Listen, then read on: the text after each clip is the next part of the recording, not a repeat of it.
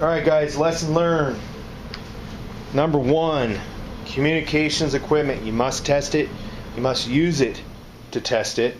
And you're not going to get accurate results unless you do so. So my lesson learned was prior to leaving, I was having issues with my vehicles. Now this is not the one, but used here for static display. In my vehicle, I was having SWR issues, which stands for standing wave ratio. I will do a separate video on that. But so anyways, after wasting lots of time and decent amount of money, I had to cut my losses and roll with backup communications, leaving me really with only one form of communications, which was not good. So I had my unit in. I have two of these. One's in the pack. I got one here in front of you. And then my wife had the Motorola Talkabouts. These are the T5620s. I'm going to talk about batteries just a little bit because that's part of the lesson learned here. These run on 3 triple or double A batteries versus the Uniden runs on 4 triple A batteries. Originally came with the rechargeable pack, which still works, but it is they don't last very long. Even when they were new, they didn't last very long, and we'll get into that here. So I went through 12 alkaline batteries throughout a day and a half worth of use, basically, versus this radio you went through 3 double A's. Now I know double A's, because they're larger, they have more capacity in them, but obviously this radio just uses more battery. Now I don't know if it's because it produces a little higher wattage. I would have to look that up, and somebody out there might know, and you can feel free to comment below. But if you guys all know, rechargeable batteries, same as this basically, but they're all soldered together, packaged up all nice and neat. Only with a full charge of 1.2, variation, if you look at it and you actually check them with voltmeter or something, there's 1.3. All the batteries that I removed, the alkalines, I kept in a plastic bag, and I tested them when I got home just to see if it was just a radio issue or what. They all had about 1.38 volts in them.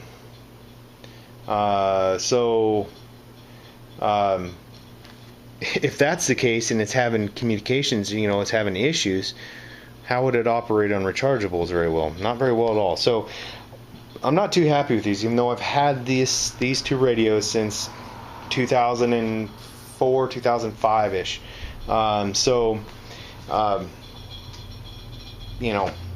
That in range too. A lot of people, of course, there's probably thousands of videos on YouTube about the farce of the range of these things and claiming these ridiculous amount of miles. And I think the package on this claims like 10, but these I think originally claimed maybe 2 to 3, which is a lot more accurate. And believe me, when we were on the highway, my wife would be ahead, or I would be ahead of her.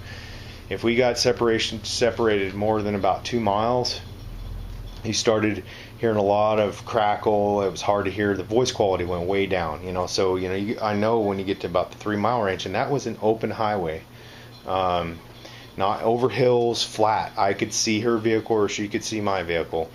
Granted, it was just a dot off in the distance, but so on and so forth. But that's the whole point.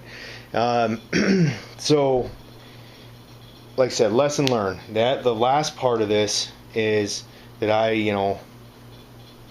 I've been talking about, and I've had this radio for some time now, to where I want to get my amateur license, and I wanted to do it this summer while the family was away. I figured I'd have a lot of free time to study and just knock it out, and other things started happening with work and got really busy with work. So I was out of town a bunch. So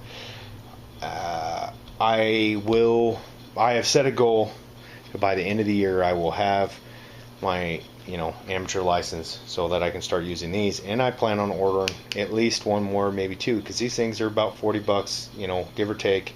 And they're getting cheaper and cheaper every day. Now I'm seeing them come with all kinds of accessories, for the same price as what I paid for this without the accessories. That it's just a good thing to have.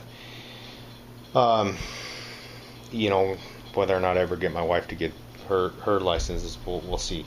The other thing is to go back here to the CB radio. You know, a lot of people disregard CBs as, you know, old technology, which, you know, it is. It's not nothing newfangled. But you know what? These run on vehicle power, and for vehicle to vehicle communications, they have way better range than these. These are operating usually on 4 watts. You know, if you got a single sideband, they're going to be operating on more.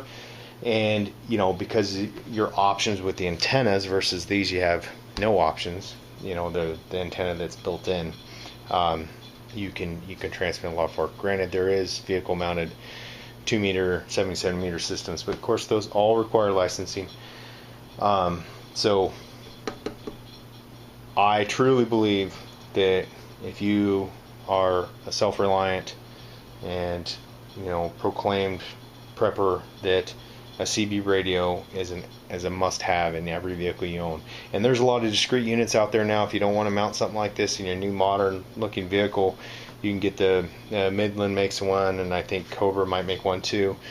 It's just basically, it's about that big, and it's got a cord and the power unit. Actually, you know, you can mount under the dash somewhere, and a much more discreet option. So communications is an absolute must, in my opinion, in any scenario you can produce. So please reconsider your communications if you're not already. Thanks for watching. This is Nomad 76.